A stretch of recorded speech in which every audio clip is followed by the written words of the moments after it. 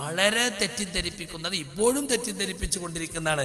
പുഴയിൽ വീണ് മുങ്ങി ചാകാനായ ഒരാൾക്ക് ജിന്നിനെ വിളിക്കാന്ന് സക്കരിയ സലാഹി പറഞ്ഞിട്ടുണ്ട്. അതങ്ങട്ട് പൂതി വീർപ്പിക്കുക അല്ലെ, വേറൊന്നും കിട്ടാനില്ല, വേറെ ഒറ്റൊന്നും കിട്ടാനില്ല. എന്നിട്ടോ അനസ് മുസ്ലിയാർ പറയാണ്, ഇങ്ങനെയൊരു വാദം കൊണ്ടുവന്നപ്പോൾ ജംഇയ്യത്തുൽ ഉലമയിൽ ഇടപെട്ടു, എന്നിട്ട് ഫത്വ ഇറക്കി, ഇതാ ഫത്വ കേട്ടോളൂ. എങ്ങനെയുണ്ട്? സെപ്റ്റംബറിൽ ഞാൻ പറഞ്ഞതിന് ഫെബ്രുവരിയിൽ ഇടപെട്ടു. എങ്ങനെയുണ്ട്? ഫെബ്രുവരിയിലാണ് ഫത്വ ഉണ്ടായത്.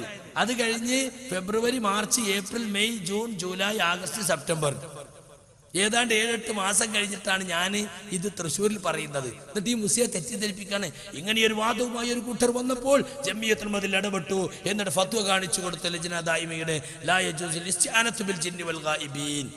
ഇതിന്റെ ഡേറ്റ് ഒന്നും ആളുകൾക്ക് അങ്ങനെ ഓർമ്മ ഉണ്ടാവില്ലല്ലോ. അങ്ങനെയാണ് സെപ്റ്റംബർ 8 ഞാൻ പറഞ്ഞപ്പോ ഉടനെ ജംഇയ്യത്ത് മീറ്റിംഗ് കൂടിങ്ങാണ്ട് ഫത്വ ഉണ്ടാക്കിയതാണ്. പച്ചക്കള്ളമാണ് പറയുന്നത്. സുഹൃത്തുക്കളെ, മുങ്ങി മരിക്കാൻ അടുക്കുമ്പോൾ എന്ന് ഞാൻ പറഞ്ഞിട്ടില്ല. പുഴയിൽ വീണ ജിന്നിനെ വിളിക്കാം എന്നും ഞാൻ പറഞ്ഞിട്ടില്ല. ഇവിടെ വന്നിട്ട് എന്തൊക്കെയാ തെറ്റിദ്ധരിപ്പിച്ചെന്നറിയോ? ഞാൻ ആ പറഞ്ഞ ക്ലിപ്പ് കൃത്യമായി അന്ന് ഇവിടെ ഇടവണ്ണയിൽ ഇട്ട് കാണിച്ചതാ അല്ലേ? അതിലുള്ളത് എന്താ? ഇവിടെ ഉമർ മൗലവിയുടെ തൗഹീദ് എന്നും പറഞ്ഞ് അബ്ദുറഹ്മാൻ സലഫി പറഞ്ഞല്ലോ. ഉമർ മൗലവിയുടെ തൗഹീദ് എന്താ? കണ്ണിൽ കാണാത്തതിനോട് എന്ത് ചോദിച്ചാലും ശിർക്കാണെന്ന് ഞങ്ങളെ വാദാണ്. ഉമർ മൗലിക്ക് വരുത്തി തീർക്കാൻ ശ്രമിക്കുകയാണ്. അപ്പൊ ഒരു കുസൃതിക്കാരന്റെ ചോദ്യത്തിന് ഞാൻ പറഞ്ഞ മറുപടിയാണ്. അവിടെ എന്റെ വാക്കന്നെ എന്താ? അവിടെ ഒരു ജിന്നുണ്ടെങ്കിലോ? അതില്ലാന്ന് നമ്മൾ എന്നെ പറഞ്ഞു. ആ ഭാഗം ഒന്നുകൂടി കേൾപ്പിച്ചു കൊടുക്ക്.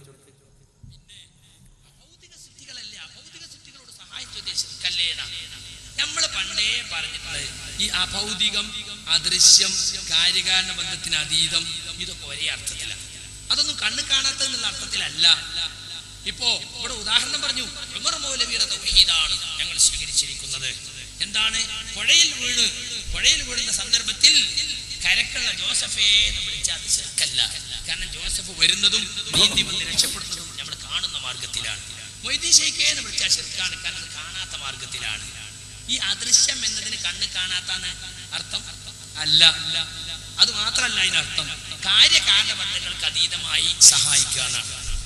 മനസ്സിലായില്ലേ? ജോസഫ് സഹായിക്കുന്നത് മനുഷ്യൻ അള്ളാഹു കൊടുത്തിട്ടുള്ള കഴിവിന്റെ അടിസ്ഥാനത്തിൽ. അതുകൊണ്ടാണ് ജോസഫിനോട് നമ്മൾ ചോദിക്കുന്നത്.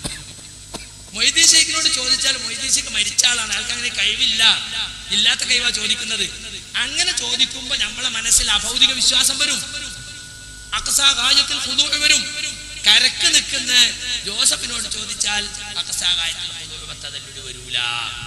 അവിടെ ഒരു ജിന്നുണ്ടെങ്കിലോ? ജിന്നുണ്ടെങ്കിൽ മനസ്സിലാവില്ല എന്ന് നമ്മൾ തന്നെ പറഞ്ഞു. ഇനി ഒരാൾ അവിടെ ഒരു ജിന്നുണ്ടെങ്കിലോ? ജിന്നുണ്ടെങ്കിൽ മനസ്സിലാവില്ല എന്ന് നമ്മൾ തന്നെ പറഞ്ഞു. അതിനെന്താ മനസ്സിലാക്കേണ്ടത്?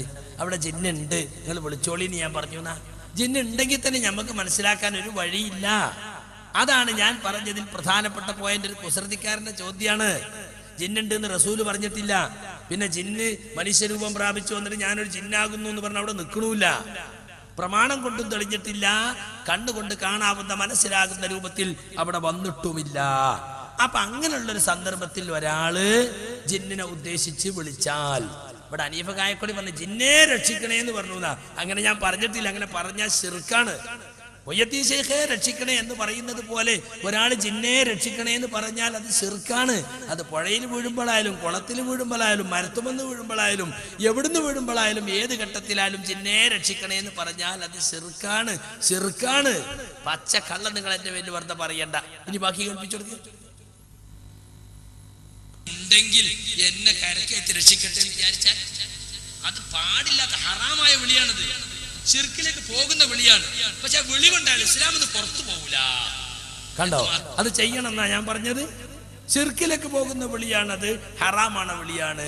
പക്ഷെ വിളി കൊണ്ടാണ് ഇസ്ലാം എന്ന് പുറത്തു പോകൂല. കാരണം എന്താ? പ്രാർത്ഥന എന്റെ മനസ്സിലില്ല എന്നാണ് ആ പോയത്തക്കാരൻ പറയുന്നത്. അവിടെ പ്രാർത്ഥന ഇല്ലാതിരിക്കും ആർക്കെങ്കിലും? അത്തരമൊരു ഘട്ടത്തിൽ പെട്ടെന്ന് സഹായം കിട്ടുന്ന നിലക്ക് ആ ഒരു വിളിച്ചു പോകുന്ന ഒരു വിളിയുണ്ട്. അത് പ്രാർത്ഥനാഭാവത്തോടെ വിളി തന്നെയാണ്. അതുകൊണ്ട് അത് ശിർക്ക് തന്നെയാണ്. പക്ഷെ ഈ പറഞ്ഞ ആള് പറയാണ് എന്താണ്? അയാൾക്ക് മാത്രം ബാധകമായ മറുപടിയാ. കുസൃതിക്കാരന്റെ ചോദ്യം എന്റെ മനസ്സിൽ പ്രാർത്ഥന ഇല്ല, അഖ്സാ ഗായത്തിൽ ഖുദൂഉ വ തദല്ലുൽ ഇല്ല, ദുആ ഇല്ല. ദുആ ഇല്ലെങ്കിൽ പിന്നെ ശിർക്കല്ലല്ലോ. പക്ഷേ അങ്ങനെ വിളിക്കാൻ പറ്റുമോ? പാടില്ല. ശിർക്കിലേക്ക് പോകുന്ന വിളിയാണ്. ശിർക്കിലേക്ക് പോകുന്ന വിളിയാണെങ്കിൽ ഒരു മുഅ്മിന് വിളിക്കോ? ഹറാമായ വിളി. ഹറാം എന്ന് പറഞ്ഞാൽ എന്താ സുഹൃത്തുക്കളെ? ചെയ്താൽ ശിക്ഷയുള്ളതും ഉപേക്ഷിച്ചാൽ കൂലിയുള്ളതുമായ കാര്യം. ശിർക്കല്ല എന്ന് പറഞ്ഞു. ശിർക്കല്ല എന്ന് പറഞ്ഞാൽ തെറ്റല്ല എന്ന അർത്ഥം തന്നെ. ശിർക്കല്ലാത്ത എന്തെല്ലാം കാര്യങ്ങൾ ഇവിടെ ഉണ്ട്? വ്യഭിചാരം ശിർക്കല്ല. അതിന്റെ അർത്ഥം വ്യഭിചരിക്കാന്ന. കള്ളുകുടി ശിർക്കല്ല ആണോ? മോഷണം ശിർക്കല്ല. അപ്പൊ ശിർക്കല്ല എന്ന് പറഞ്ഞൊരു വാചകത്തെ കടിച്ചു തൂകിയിട്ടാണ് ഇപ്പൊ ആളുകൾ തെറ്റിദ്ധരിപ്പിക്കുന്നത്. അതുകൊണ്ട് ജിന്നെ രക്ഷിക്കണേ എന്ന് ഒരാൾ പറഞ്ഞാൽ അത് ശിർക്കാവുമെന്നതിൽ യാതൊരു സംശയവുമില്ല. യഥാർത്ഥത്തിൽ ഒരു വിളി എപ്പോഴാണ് പ്രാർത്ഥനയാവുക? നമ്മളത് പറഞ്ഞിട്ടുണ്ട്. ഇബാദത്തിന് പൂർവഗാമികൾ കൊടുത്ത നിർവചനം എന്താ? അഖ്സാ ഗായത്തുൽ ഖുദൂഇ വത്തദല്ലുൽ, അങ്ങേയറ്റത്തെ വിനയത്തിന്റെയും താഴ്മയുടെയും പ്രകടനം എന്നാണ്. ഇപ്പൊ അതിനെ കളിയാക്കാണ്. തൗഹീദ് 2012 വന്നപ്പോ അതിനെ കളിയാക്കാൻ തുടങ്ങി. ഇത്ര കാലം നമ്മുടെ പണ്ഡിതന്മാരൊക്കെ ഒരുമിച്ച് അംഗീകരിച്ചിട്ടുള്ള സൂറത്തുൽ ഫാത്തിഹയുടെ വ്യാഖ്യാനത്തിൽ പോലും അമാനി മൗലവി പറഞ്ഞിട്ടുള്ള, KC അബ്ദുള്ള മൗലവിക്ക് മറുപടി എഴുതിയപ്പോൾ ചെറിയ മുണ്ടം ഊന്നി പറഞ്ഞിട്ടുള്ള ഒരു നിർവചനമാണ് അഖ്സാ ഗായത്തുൽ ഖുദൂഇ വത്തദല്ലുൽ. പക്ഷേ തൗഹീദ് 2012 വന്നപ്പോ അതിനെ കളിയാക്കാൻ തുടങ്ങി. ജാമിയയിൽ വെച്ച് ഹനീഫ കായക്കൊടി കളിയാക്കുന്നത് കേട്ടോളൂ. പിന്നെ ചിലരൊക്കെ ചോദിക്കൽ എന്താണെന്നറിയോ? ഇങ്ങനെ ചുണ്ടൊക്കെ കൂർപ്പിച്ച് അതിലെവിടെയാ അഖ്സാ ഗായത്തുൽ ഖുദൂഇ വത്തദല്ലുൽ എന്ന് പറയുമ്പോ എന്തോ ഒരു സുബ്ഹാനല്ലാഹ് എന്നുള്ള ദിക്റൊക്കെ ചിലരുടെ ഖുശൂഅ ഓരോരുത്തരുടെ മനസ്സിൽ. അഖ്സാ ഗായത്തുൽ ഖുദൂഇ വത്തദല്ലുൽ ഇല്ലല്ലോ, അപ്പൊ പ്രാർത്ഥനയാവൂലല്ലോ. നാട്ടില് സകല കുബൂരികളും പറയല തന്നെ. മൊയ്തീൻ ശൈഖിനോട് തേടുന്നതിന് എതിർക്കൽ എന്താ? ഇബാദത്തിന്റെ നിർവചനം എന്ത്? അഖ്സാ ഗായത്തുൽ ഖുദൂഇ വത്തദല്ലുൽ, പരമമായ വണക്കവും കീഴ്വണക്കവും ഞങ്ങൾക്കതില്ല. അതേ സംഗതി ജിന്നിനോട് തേടുന്നവർ പറഞ്ഞാലും അതേ മറുപടി തന്നെ നമുക്ക് പറയാനുള്ളത്. കേട്ട അഖ്സ പണ്ട് ഈ കേട്ട ആളുകള് ലൗലാക ലൗലാക ലമാ ഖലഖ്തുൽ അഫ്ലാക്ക്, അത് ഖുർആനിലെ ആയത്താന്ന് വിചാരിച്ച മൗലവിമാരുണ്ട്. അതേമാതിരി ഈ അഖ്സാ ഗായത്തുൽ ഖുദൂഇ വത്തദല്ലുൽ എന്ന് പറഞ്ഞാൽ ഖുർആനിൽ അല്ലാഹ് ഇബാദത്തിന്റെ നിർവചനം പറഞ്ഞ എന്തോ ഒരു സംഗതിയാണ് എന്നുള്ള നിലക്കാണ്. അതിൽ അഖ്സാ ഗായത്തുൽ ഖുദൂഇ വത്തദല്ലുൽ അതൊരു വിളിയല്ലേ? കണ്ടോ? അതും പൊളിച്ച് ഇവര് തൗഹീദിനെ പൊളിക്കാണ്. അഖ്സാ ഗായത്തുൽ ഖുദൂഇ വത്തദല്ലുലിനെ പറ്റി അമാനി മൗലവി എഴുതി നോക്കൂ നിങ്ങൾ. താഴ്മയുടെയും ഭക്തി ബഹുമാനത്തിന്റെയും അങ്ങേയറ്റം പ്രകടിപ്പിക്കുക. അഖ്സാ ഗായത്തി തദല്ലുലി വൽ ഖുശൂഇ എന്നാണ് മതത്തിൽ അതിന് അംഗീകരിക്കപ്പെട്ടു വരുന്ന വിവക്ഷ. ഖുർആൻ വ്യാഖ്യാതാക്കളും ഇസ്ലാമിലെ പണ്ഡിത ശ്രേഷ്ഠന്മാരും വാക്കുകളിൽ അല്പസ്വല്പ വ്യത്യാസങ്ങൾ കണ്ടേക്കാമെങ്കിലും മുൻകാലം മുതൽക്കേ ഇബാദത്തിന് നൽകി വരുന്ന നിർവചനം അതാണ്. അപ്പൊ നമ്മളെല്ലാവരും അംഗീകരിച്ചതും മുൻകാല പണ്ഡിതന്മാരൊക്കെ അംഗീകരിച്ചതുമായ പൊതുവായ നിർവചനമാണ് അഖ്സാ ഗായത്തുൽ ഖുദൂഇ വത്തദല്ലുൽ, അങ്ങേയറ്റത്തെ വിനയവും താഴ്മയും ഉണ്ടാകാൻ. അപ്പൊ ഖുറാഫി പറയാണ്, മൊയ്തീൻ ശൈഖേ എന്ന് വിളിക്കുമ്പോൾ എന്റെ മനസ്സിൽ അഖ്സാ ഗായത്തുൽ ഖുദൂഇ ഇല്ല. ഓൻ അങ്ങനെ പറഞ്ഞതുകൊണ്ട് ഇല്ലാതാകുമോ? കള്ള് കുടിക്കുമ്പോ ഞാൻ വെള്ളച്ചായ കുടിക്കുന്ന പറഞ്ഞാൽ അത് വെള്ളച്ചായ ആകുമോ? അവന്റെ മനസ്സിൽ അതുണ്ട്. എപ്പോഴാണ് അഖ്സാ ഗായത്തുൽ ഖുദൂഇ വത്തദല്ലുൽ ഉണ്ടാകുക? ഇവിടെ അതും വിശദീകരിച്ചിട്ടുണ്ട് അമാനി മൗലവി. സാധാരണമായ കാര്യകാരണ ബന്ധങ്ങൾക്ക് അതീതമായി ഏതെങ്കിലും അദൃശ്യ ശക്തി ഒരു വസ്തുവിലുണ്ടെന്ന് വിശ്വസിക്കപ്പെടുമ്പോഴായിരിക്കും അതിനെക്കുറിച്ചുള്ള സ്നേഹവും ഭയവും അത്യധികമായി തീരുന്നത്. മറ്റൊരു വിധത്തിൽ പറഞ്ഞാൽ ഈ വിശ്വാസത്തിൽ ഉടലെടുക്കുന്ന താഴ്മയുടെയും ഭക്തി ബഹുമാനത്തിന്റെയും പ്രകടനമാണ് ഇബാദത്താകുന്ന ആരാധന. സയ്യിദ് റഷീദുള്ള വിശദീകരിച്ചത് അതാണ്. വിനയവും താഴ്മയും മനുഷ്യൻ പലരോടും പ്രകടിപ്പിക്കും. പക്ഷെ അത് സാധാരണ വിനയവും താഴ്മയുമാണ്. സാധാരണക്കപ്പുറത്തുള്ളതാണെങ്കിൽ അത് അങ്ങനെ അങ്ങേയറ്റത്തെ വിനയവും താഴ്മയും അതെപ്പോഴുണ്ടാകുക? വിനയം അർപ്പിക്കപ്പെടുന്ന വ്യക്തിയെപ്പറ്റി, ശക്തിയെപ്പറ്റി അർപ്പിക്കുന്ന വ്യക്തിയുടെ മനസ്സിലുണ്ടാകാണ് ഇയാൾക്ക് എന്തോ അഭൗതികമായൊരു കഴിവുണ്ട്. ഇപ്പൊ ഇവിടുന്ന് മൊയ്യദ്ദീൻ ശൈഖ് എന്ന് വിളിച്ചാൽ നൂറ്റാണ്ടുകൾക്ക് മുമ്പ് മരിച്ചുപോയി ബർസഖിലെത്തിയ മൊയ്യദ്ദീൻ ശൈഖ് ആ വിളി കേൾക്കും. കേൾക്കാൻ അദ്ദേഹത്തിന് അഭൗതികമായ കഴിവുണ്ട്. കേട്ട് എന്റെ മനോഗതങ്ങൾ അറിയും, എന്നെ സഹായിക്കാൻ അദ്ദേഹത്തിന് സാധിക്കും എന്ന വിശ്വാസം. അപ്പോഴാണ് അത് ഇബാദത്തായി തീരുന്നത്.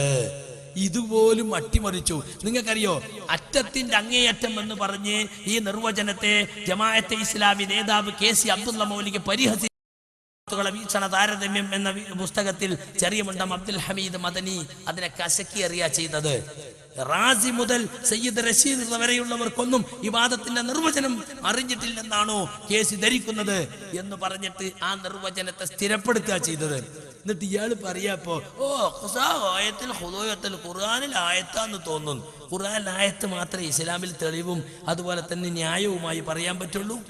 ഇബാദത്തിന് എന്ന നിർവചനത്തിന് എന്താ കുഴപ്പം? അത് ഖുറാഫി കോട്ടി മാറ്റുന്നുണ്ട് എന്നുള്ളതുകൊണ്ട് നമുക്ക് നിർവചനം മാറ്റാൻ പറ്റുമോ? നമ്മൾ ഒരിക്കലും തൗഹീദിന്റെ ഒരു പുതിയ നിർവചനം കൊണ്ടുവന്നിട്ടില്ല. പൂർവഗാമികൾ എഴുതിയ അഖ്സാ ഗായത്തുൽ ഖുദൂഇ വത്തദല്ലുൽ ഞങ്ങൾ അംഗീകരിക്കുകയും അത് വിശദീകരിക്കുകയും ഞങ്ങൾ ചെയ്തിട്ടുള്ളൂ. തൗഹീദിന്റെ ഒരു പുതിയ നിർവചനം ഞങ്ങൾ കൊണ്ടുവന്നിട്ടില്ല എന്നാണ് ഇത്ര കാലം നമ്മൾ പറഞ്ഞത്. മുജാഹിദുകൾ തൗഹീദിന് കൊണ്ടുവന്ന പുതിയ നിർവചനമാണ് ഇവിടുത്തെ പ്രശ്നമെന്ന് അമ്പലക്കടവ് ഫൈസി എഴുതി, പലരും എഴുതി. നമ്മൾ ആരും പുതിയത് കൊണ്ടുവന്നിട്ടില്ല. സയ്യിദ് റഷീദ് റളിയും കൊണ്ടുവന്നിട്ടില്ല. അഖ്സാ ഗായത്തുൽ ഖുദൂഇ വത്തദല്ലുലിനെ ഭംഗിയായി വിശദീകരിക്കുക മാത്രമാണ് റഷീദ് റളി ചെയ്തിട്ടുള്ളത്. എപ്പോഴാണ് സദല്ലുലും ഖുശൂഉം അഖ്സയാവുക എന്ന് അദ്ദേഹം വിശദീകരിച്ചു. അതാണ് ആ ഭൗതിക വിശ്വാസം എന്ന് പറയുന്നത്. അതിനെപ്പോലും 2012 തൗഹീദുകാരിപ്പോൾ അട്ടിമറിച്ചിരിക്കുകയാണ്.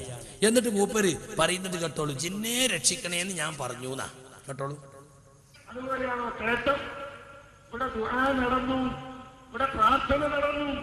സക്കറിയ സലാഹിയുടെ കണ്ടുപിടുത്തം അതിൽ അഖ്സാ ഗായത്തുൽ ഖുദൂഇ വത്തദല്ലുലില്ല.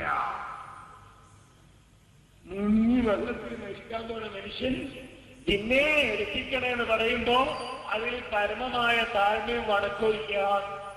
അത് ഞാൻ പറഞ്ഞോ? മുങ്ങി മരിക്കാൻ പോകുന്ന നേരത്ത് ഒരാള് ജിന്നെ രക്ഷിക്കണേ എന്ന് പറഞ്ഞാൽ അതിൽ പരമമായ വണക്കവും താഴ്മയില്ലാന്ന് സക്കരിയ സലാഹി പറഞ്ഞു. പച്ച കള്ളമല്ലേ പറഞ്ഞിട്ടുള്ളത്? ഞാൻ പറഞ്ഞിട്ടുണ്ടോ അങ്ങനെ? മുങ്ങി മരിക്കാൻ പോകുന്ന സമയത്ത് എന്നുള്ള വാക്കില്ല, ജിന്നെ രക്ഷിക്കണേ എന്നുള്ള വാക്കില്ല. അതൊക്കെ ഉണ്ടാക്കുകയാണ്. ഞാൻ പറഞ്ഞെന്താ, പരമമായ വണക്കവും താഴ്മയും ഉണ്ടോ? അത് ഇബാദത്താണ്. കുസൃതി ചോദ്യക്കാരൻ പറഞ്ഞു എന്റെ മനസ്സിൽ അതില്ല, എനിക്ക് ദുആ ഇല്ല. അപ്പോഴാ ശിർക്കാവൂല എന്ന് പറയുന്നത്. അപ്പൊ സുഹൃത്തുക്കളെ, ഇല്ലാത്തത് പറയാണ്. ജിന്നെ രക്ഷിക്കണേ എന്ന് പറഞ്ഞാൽ അത് അഖ്സാ ഗായത്തുൽ ഖുദൂഇ വത്തദല്ലുലോട് കൂടി തന്നെയാണ് അത്തരം ഘട്ടങ്ങളിൽ ഉണ്ടാവുക. അത് ദുആയാണ്, അത് ശിർക്കാണ്. ഞാൻ പറയാത്തത് എന്റെ പേരിൽ പറയാണ്. ജിന്നെ രക്ഷിക്കണേ എന്ന് നിർണയിച്ച് ഞാൻ പറഞ്ഞിട്ടില്ല. അതുകൊണ്ട് സുഹൃത്തുക്കളെ, ഇനിയും ഈ ശിർക്കാരോപണവുമായി നടക്കുന്നവരോട് എനിക്ക് പറയാനുള്ളത്, ഒരുപാട് സ്റ്റേജുകളിൽ ഞാനിത് വിശദീകരിച്ചു. ഇനിയും നിങ്ങളതുമായി നടക്കുകയാണെങ്കിൽ ഞാൻ അത് അല്ലാഹുവിലേക്ക് വിടുന്നു എന്ന് മാത്രമേ എനിക്ക് അതിനെ സംബന്ധിച്ച് പറയാനുള്ളൂ.